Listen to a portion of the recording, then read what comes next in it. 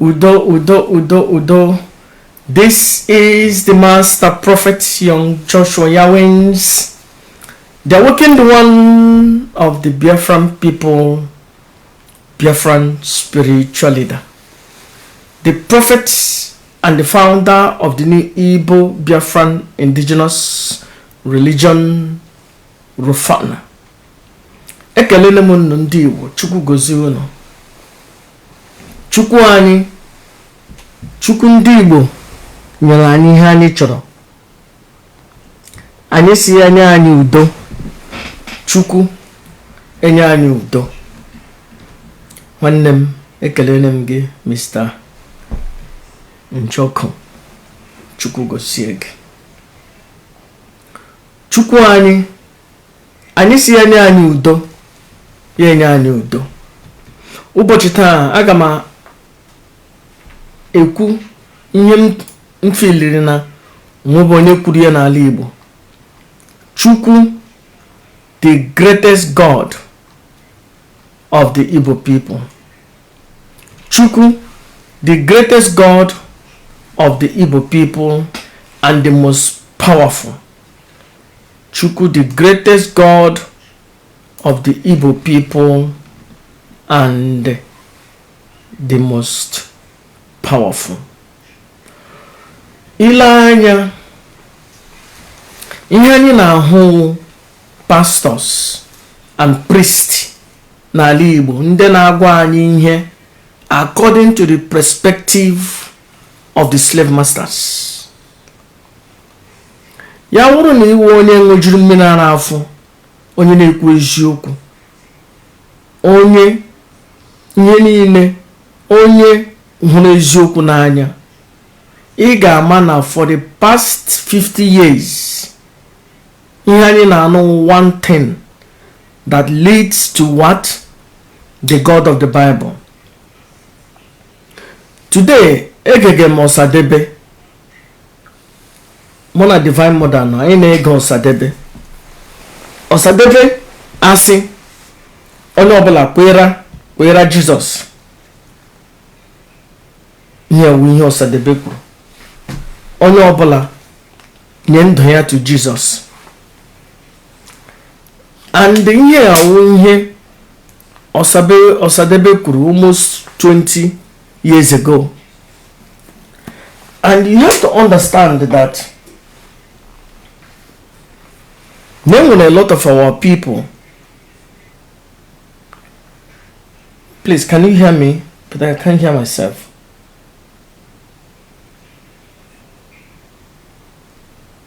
Can you hear me?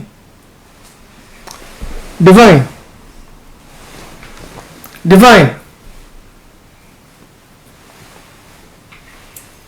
I don't hear myself. Please, if you can hear me, let me know. Now. Yeah? Yes, I can hear myself. Loud and clear. Thank you, Mama. Mama.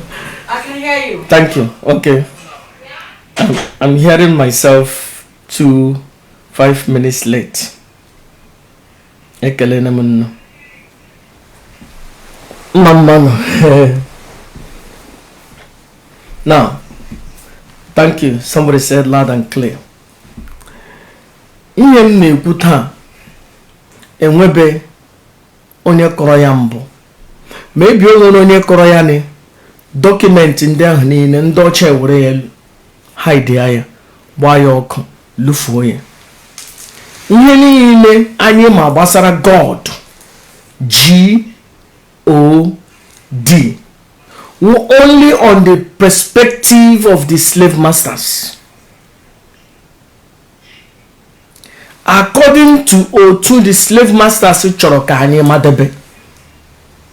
Otherwise, ụbụrụ anyị ndị nwere n'ewu ndị ọcha, ndị nwere n'ewu the slave masters, ọwụ anyị nwere. So, because ihe ha chọrọ ka anyị mata wụ ihe anyị ma.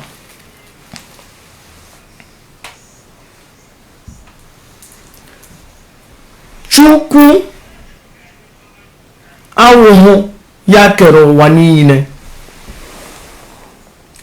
Chukwu awụ ya kere ụwa niile. Chukwu awụ ya kere ndị ọcha. Anytime ị hapụrụ onwe gị ga-abata hapụ bata in this inclusiveness,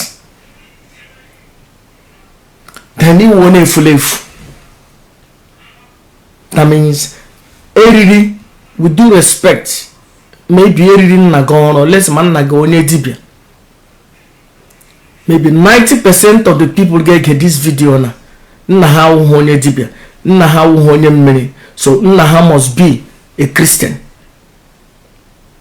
or 98%. So eriri nagon, riem nan nagon, maybe 3 generations ago. And there was a possibility in the time of Supreme Commander Nande Ezebino, in the time of the awakened one, that Chiukwu gave them the ability to be a teacher. Owolani nane ibu amuma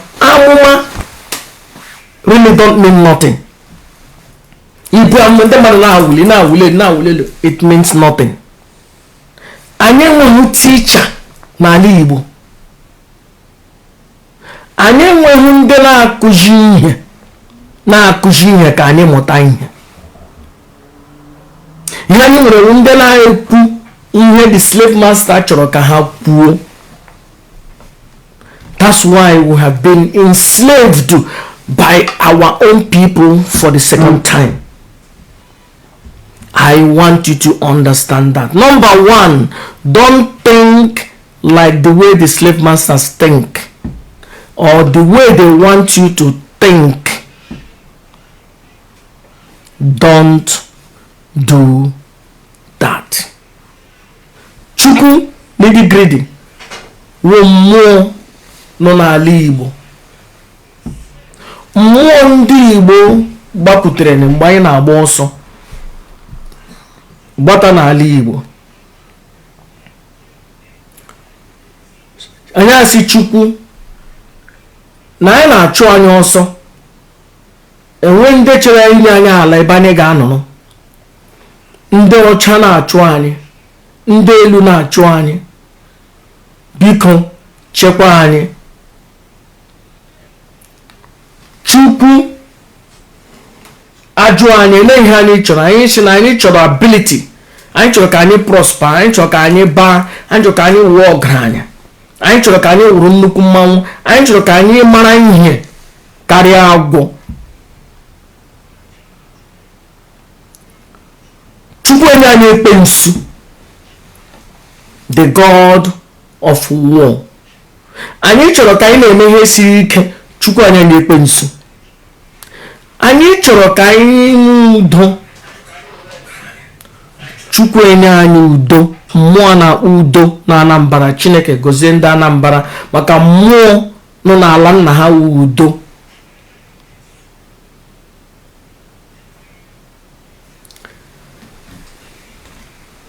Do not think the way your enemy wants you to think.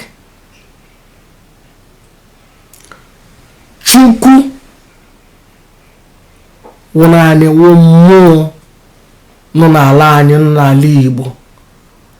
Chukwu awụ ya kere ụwa. Before ndị ọcha abịa n'ala anyị, anyị enwere Chukwu. Chukwu na-arụ ọrụ. Chukwu na-agba anyị okwu. Chukwu nyere anyị udo. Chukwu nyere anyị ihe niile dị iche iche. Chukwu nyere anyị mmụọ niile dị n'iche iche. Chukwu nyere anyị igbeke ala. Chukwu nyere anyị amadioha. Chukwu nyere anyị kamal ọzụzụ. Chukwu nyere anyị ogbugbu. Chukwu nyere anyị udo.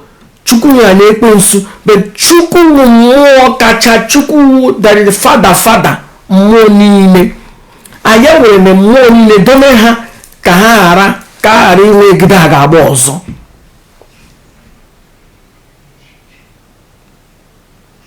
Nna nna anyị ha enwe ọgbụgba ndụ with Chukwu. That's why ndị Igbo na-eji agụ ụmụ ha Chidebere, Chibụzọ, Chigozie, Chibundụ, Chikara, Chichi, maka agreement ọgbụgba ndụ anyị nwere with Chukwu. Anyị enweghị ọgbụgba ndụ with God. Anyị enweghị na-akpọ God. Ihe anyị ma wụ naanị Chukwu. Did you get me? Ehuna nga onye ọcha jene na China. Ya sị, China, ihe nọ n'azụ, ga gịnị? Amụ Chinwenyon. Ya sị, Chinwenyon mean gịnị? Chinwenyon wee beautiful tree. Okay, I'm not supposed to Chinwenyon because Chinwenyon is so difficult. I'm not supposed to beautiful tree. No. A name cannot be translated or transliterated. A name cannot be translated. In the international law, a name cannot be translated. Nobody can translate your name. Nobody can translate the name of a place. It cannot be translated. Anytime you translate a name, it's no longer the same name. So that means you cannot say that Chukwu ndị Igbo, the God that created all things. Because it should translate here. Mo okwu ndị ọcha. Chukwu, mgbe anyị nwere Chukwu, ndị Port Harcourt nwekwere ka ha tammụna wụ mmụọ nọ n'ala nna ha. Ndị Ghana nwekwara mmụọ ka nọ n'ala nna ha. Ndị Yoruba nwere mmụọ nọ n'ala nna ha. Ha na-akpọ ya different things. Mmụọ ndị dị iche iche. And each of those people believe na mmụọ ka ha wụ ihe kere ha ne.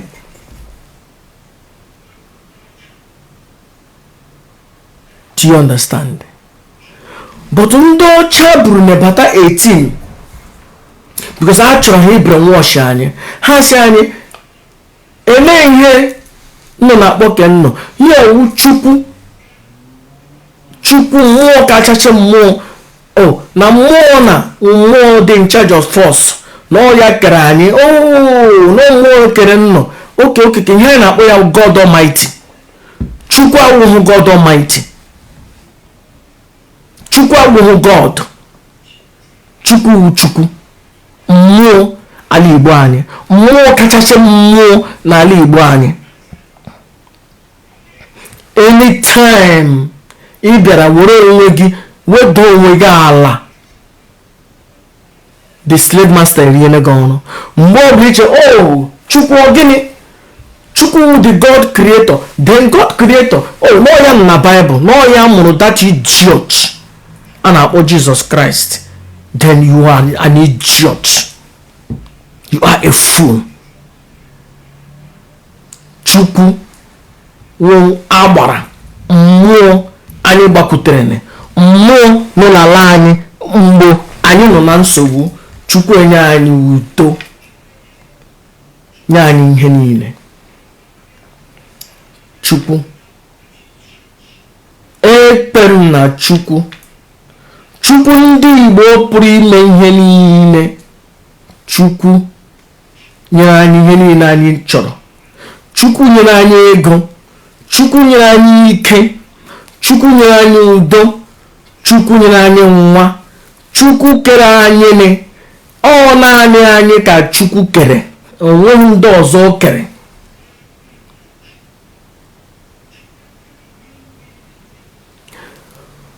Mmadụ a ga-esi n'ala ya n'ụlọ ya bịa n'ụlọ gị, nwaanyị ga-amụ nwa ya sị nwaanyị gị lekwa ihe ị ga-akpọ ya, gụọ ya ihe. Gị mụrụ nwa ga-agụ nwa gị aha.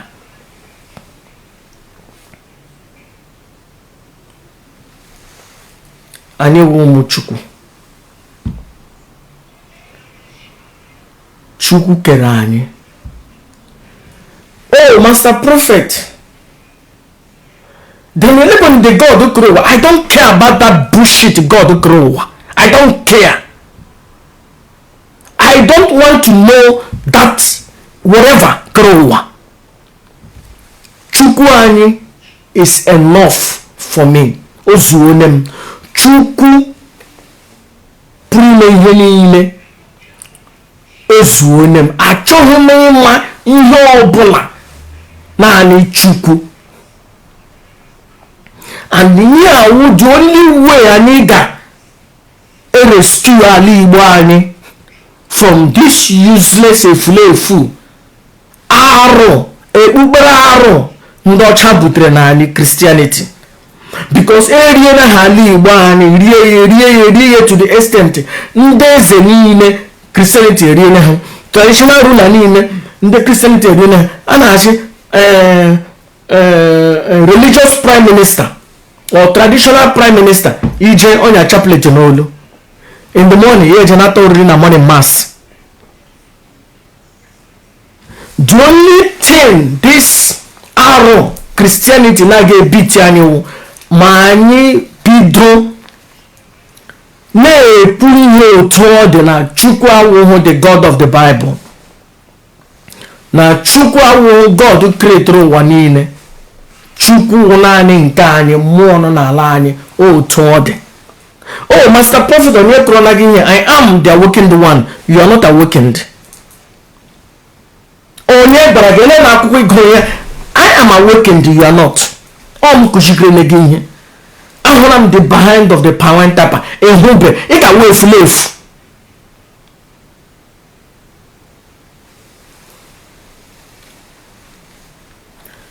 Ya nwụrụ na nna nna anyị ha nwere nga edere ha ihe ndị hide ya, maybe akụwashi egwu ha ala wepụtachi ihe ndị hụ ihe ndị nna nna anyị ha dere.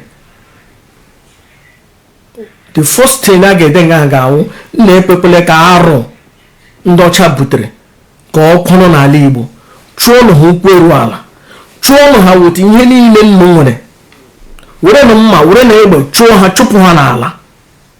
Maka Chukwu na mmụọ anyị wụ ihe anyị ji tụọ ntụntụ ala Igbo.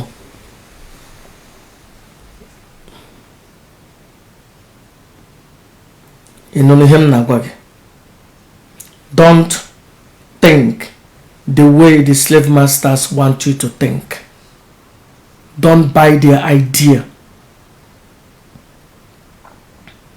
Chukwu ezuonem. Chukwu ebuka. Chukwu enwere aha ndị dị iche n'iche dị ebube. Iwe mgbe m gere Ọsadebe today, ọ sị Jesus bụ onye ndu all the track. The thing agbaka uwe n'iwe. Ihu otu Christianity ji penetrate even to the highest people anyị nwere n'ala. Ma ndị na-agụ nri Christianity eriene ha isi, ndị eze anyị Christianity eriene ha isi, traditional ruler Christianity eriene ha isi, ndị politics anyị Christianity eriene ha isi. The only good thing ị nwere ike ime eto gị na society na ije church eto gị, eme you are respected. But you buru ofo otu nji buru ofo Amadiọha, buru ofo Anyanwụ, buru ofo Chukwu, ndị mmadụ agbalaga. But this arụ Jesu Kristi onye oshi, onye efulefu, nwoke na ntuli according to King James in 16:13-14. Quote, na ya nwere George, na Jesus Christ nwere John. Why am I being blamed? Na ya hụrụ onye Jesus Christ ya mege, na Jesus na-akpọ ntuli, na ya na onwe ya na-akpọkwa ntuli. Why are you blaming him?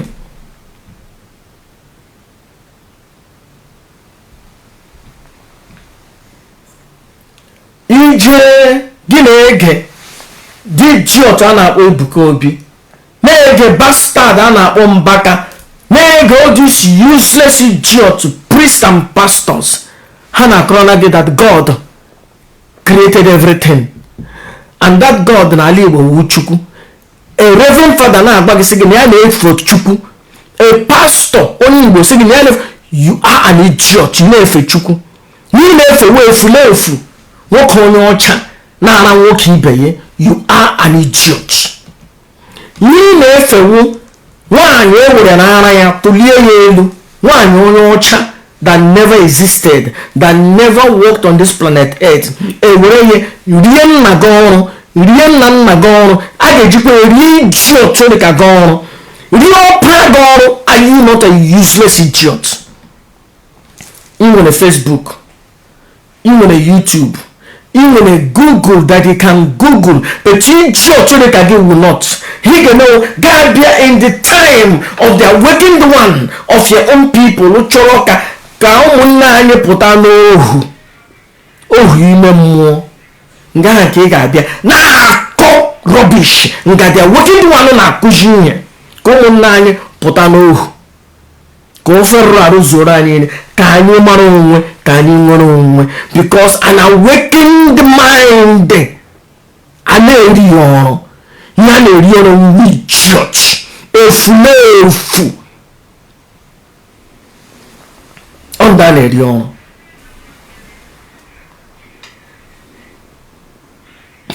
O nwere ihe m ga-eji gị,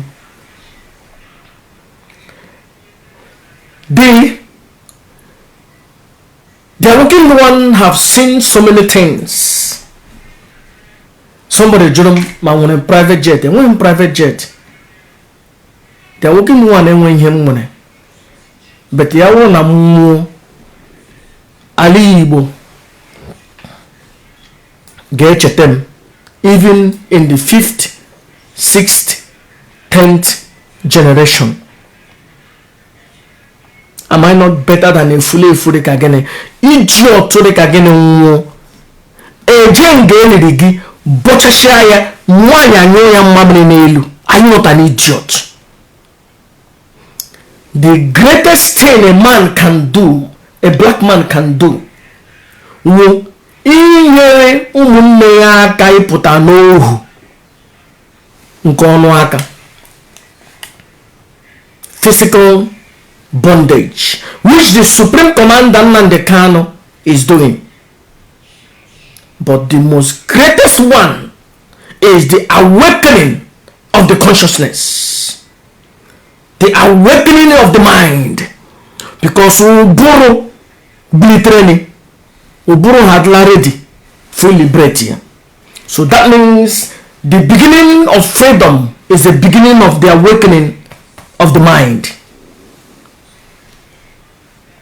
You cannot win without the awakening of the mind.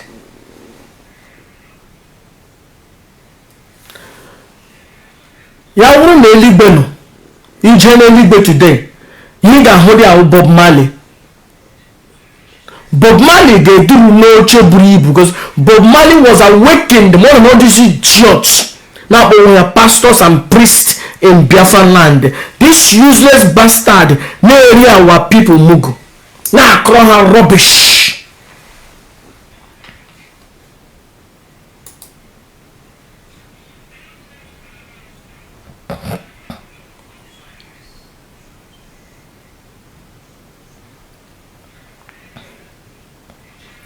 According to the King of Belgium, also unquote, in 1885, also I make reference to their mystic system and their war fetish warfare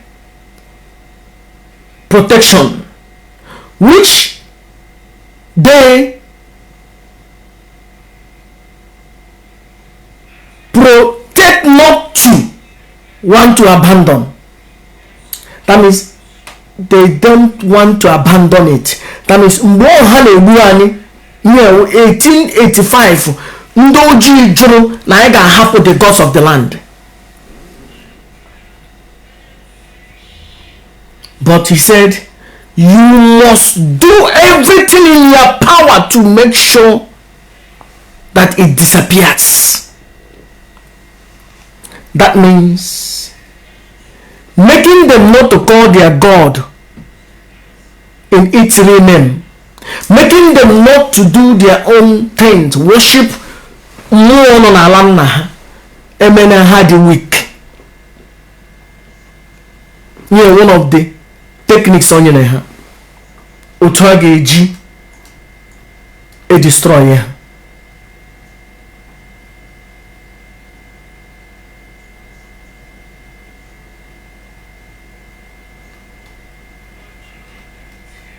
Do you understand?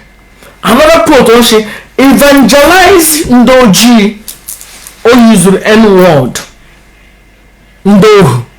ndoji, so that they stay forever in submission to the white colonizers, so that they never revolt against them.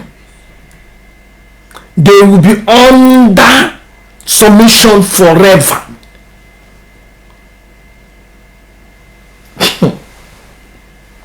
Now, ana m agụ ihe na ga-eche na ihe wee egwuregwu mgbe ha nwetara akwụkwọ na dia king si ha ma ihe ndị ha ga-eji ụtalị were ụtalị na-apịa ndị mmadụ to believe in ndị na-ekpeghị na a ga-egbu ha. Ihe ahụ egwuregwu ndị egburu ke hapụ onye ọzọ ga-asị I will asị gị okay, you have to obey. Don't ele nga edomere mmụọ nọ ele ihe a ga-eme ya pụ ha ekwu ha eje nga jeme ngwa jemeni ya mmụọ ike ya apụ. Our people, we must return to our root. We must go back to our root. And as ndị Igbo, root anyị wụ Chukwu anyị. Na ndị ezumezu ihe niile na mmụọ niile ya na ha na-arụ ọrụ, na-enye ha ihe ndị ha na-eri, ọkwanụ gị na ọkụkọ na ewu. What is that? Some of you, how much money have you paid? Gaa na village jụọ nne gị na nna gị ego ole ka ha nyere na Catholic Church for the past 50 years. A ga-eji ya jụọ n'ụmụ nwaanyị iri, achịrị half of them chiga to Vatican, chiga to Canterbury. Ndị riri gị ọrụ, nne gị nọ na village aka na-atụrụ ha ego, nna gị nọ na village aka na-atụrụ ha ego obi nyere ha. Nne gị eje na chọọchị jee tụọ mma ewere weta Vatican.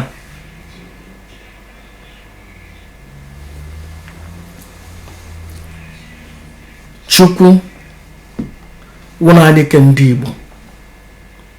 Chukwu cannot be translated. Amaghị ihe Chukwu meaning na English, and achọghị m ịma.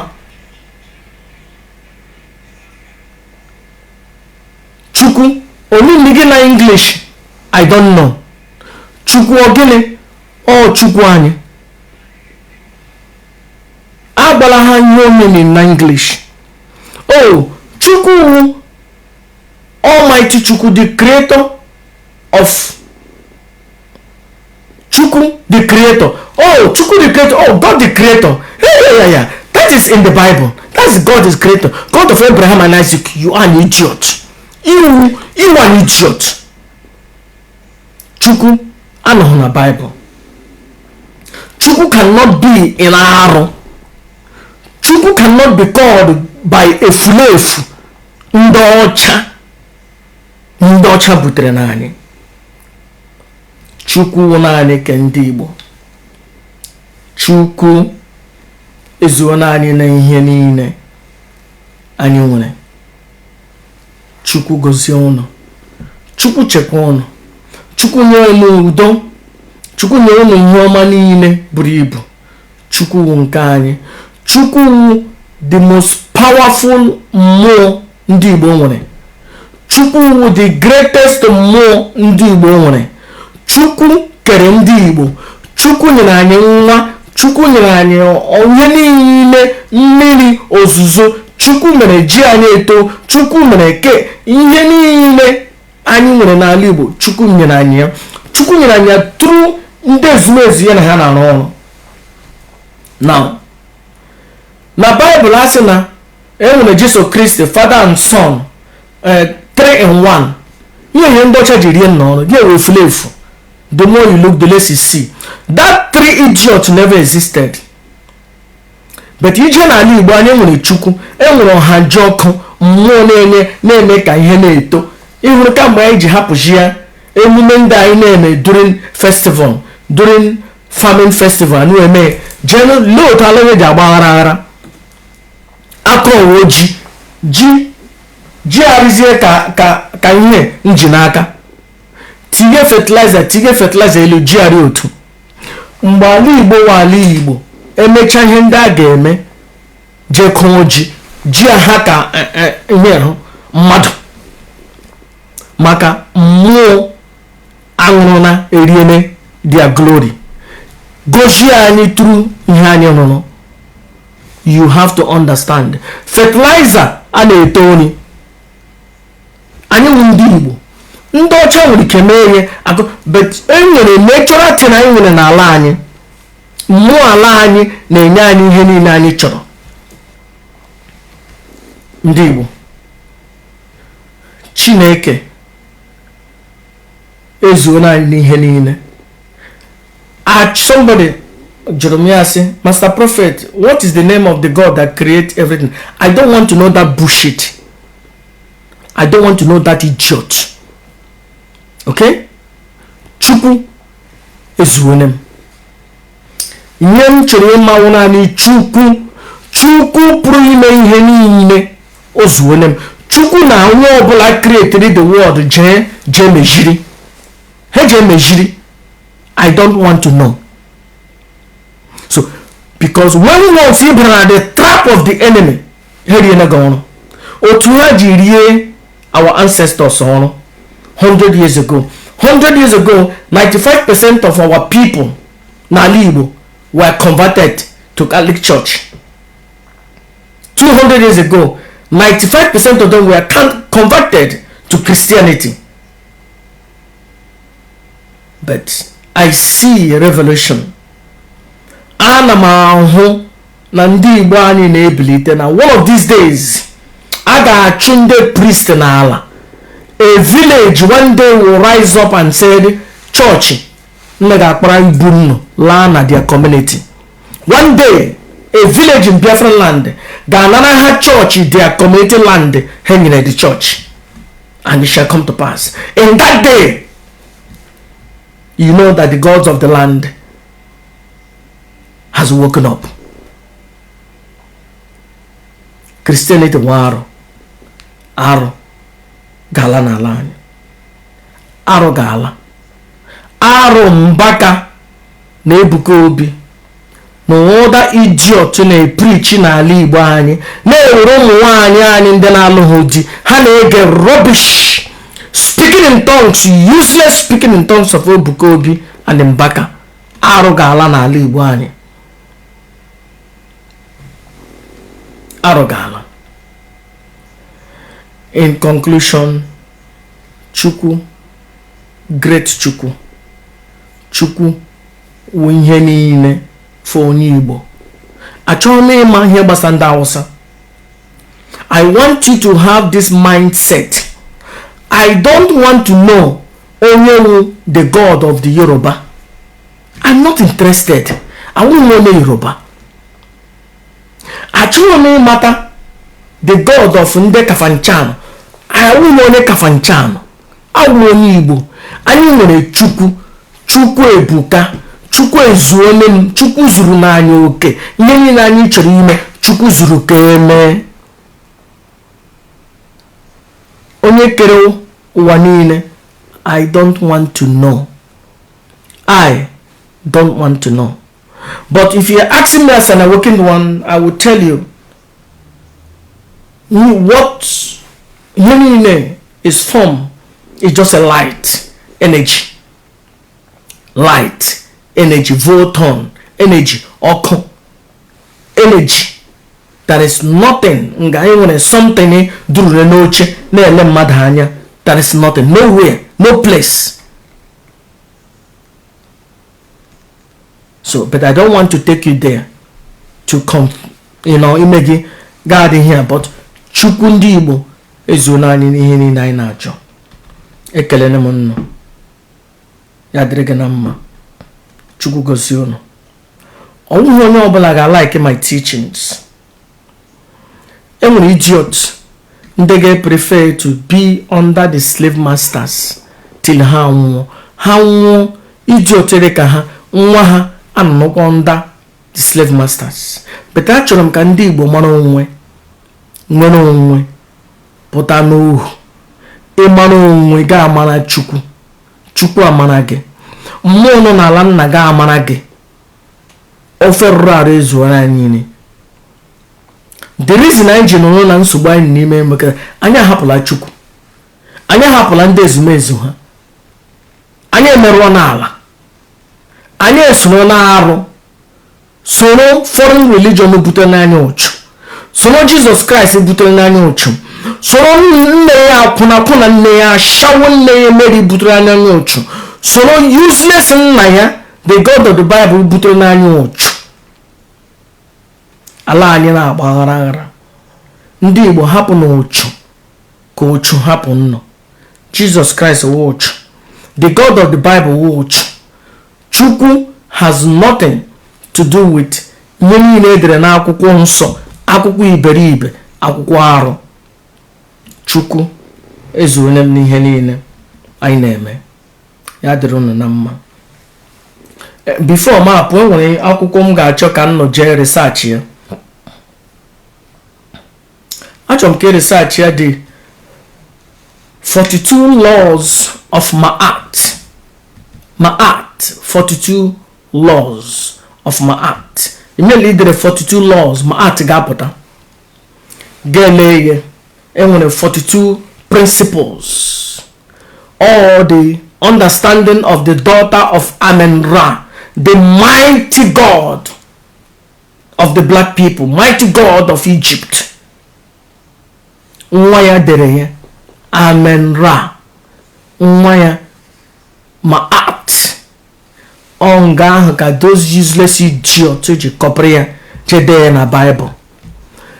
Edere ya na pyramids, almost big all the pyramids nọ na Egypt.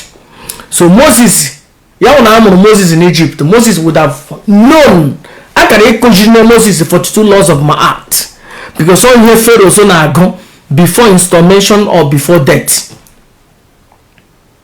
So it means that idiot Moses and the God never existed. Achọrọ ka ije study the quotes of the king of Belgium in 1885. Ihe o kwuru. Achọrọ ka ije study the quotes of Pope Leo X. Also that this myth of Christ emene ha abụọ granya. Na this akụkọ efulefu ha akọrọ emene ha egbu ozu. Na that is a myth. That means ihe 419.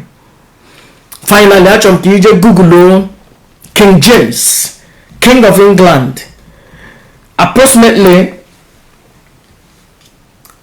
from his dealings from 1611 to 1614. In 1613-1614, in 1611 ka translate King James Bible, 1613 to 1614 ka egidere na ọ na-akpọ ntụni. Ya pụtachi yes na ya na-akpọ ntụni. Na Jesus Christ ya kọrọ akụkọ ya, onye ọcha ya kọrọ akụkọ ya kọrọ na Bible, na akụkọ onye na-akpọ ntụni. Why are you criticizing me? Na Jesus nwere John, na ya nwere George. Why am I being blamed? Go and research. I'm not talking about you praying. Don't pray to any rubbish. Don't pray bullshit. Research. Oburu matara ihe ka an idiot si na enwere faith. When you research all those things, then you can understand that your slave master created. And finally, the Flabians. The Flabians are the architect of the whole thing now. E.g., domain in slavery. You have to understand that the Romans were the head of the European government, the world government. All hanging at this concept their slaves. So when you research that, you don't need Christianity anymore, because those things, those concrete evidence that this thing were created by idiots, people that you are better off. That grow na-egbu n'obodo ha bịa na agụrụ gị na-abụ ọgaranya. Enwere findings pụtara na asị na France, Jacques Chirac before ya nwụ quote that ewepụ ego ha na-enweta from Africa na ha na-ede bankrupt ka Google ya. Enwere Church of France na the whole francophone countries. Enwere Church of France. I translate their Bible na France, na French. Piliteno, mara ni ihe karịa agwụ. Don't listen to all these pastors and priests. Stop listening to all these ones saying, let's sing Christian songs. Don't listen to that garbage. If live, or can we get warrior or get pericomo? We pericomo, they anointed more than this bullshit Hana gonna church.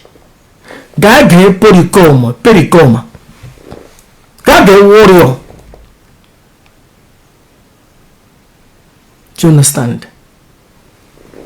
Or God get only canon tag, but I'm the other day. Peacock, one of his song on a kele money men na ala Igbo na akpọ ha bịakwa lere ogugu bịakwa lere na-ekele mmụọ niile nọ n'ala Igbo. Ya wụ na ichiri igori egene this rubbish ndị content creators na push to your throat. Stop listening to all these content creators. They are agents of the slave masters. Ha na-anara ego from Mbaka, na-anara ego from Obukobi, a na-epromote their bullshit, a na-eprolongo inyere onwe ndị Igbo. Because manya mụ anya ga-enwere onwe. Manya mụ onwe anya ga-enwere onwe. An awakened mind, an eri ọrụ. You cannot rie n'ọrụ an awakened mind. But mmadụ mụrụ ndụ, onwe na-eri ọrụ, onwe ndị ọcha rie ọrụ. Ọma na ndị ojii na ihe niile edere na Bible bullshit eriri ọrụ. Ana working mind na eri ọrụ. Ndị na-eri ọrụ onwe iji ọtụrụ ka gịnị eri nna gị ọrụ. A ga-erikwa efu dị ka gị ọrụ. Ka abịa hụ nwanne gị. Ana working one transcended the mind. Na-agba gị okwu si ka anyị pụta n'ohu. Ka sị mba. Agbala anyị pụta n'ohu dị anyị mma. Ohu. Were ohu gị na ezinụlọ gị. The wicked one na-asị gị were ohu ma gị ma generation gị were ohu jeme. Ekele nne m nnọọ. Ya dịrị m na mma. Ndewo nọ. Bye bye.